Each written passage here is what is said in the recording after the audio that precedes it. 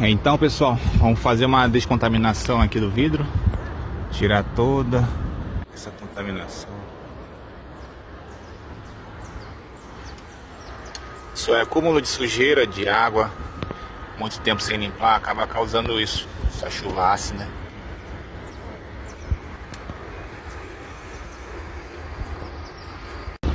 Olha só, pessoal, essa parte aqui, ó, descontaminei.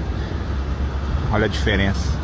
Aqui eu coloquei o produto, deixando agir e logo já mostro o resultado para vocês.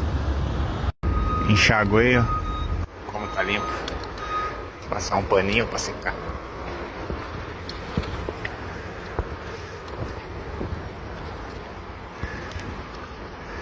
E agora eu vou dar um acabamento com uma politriz.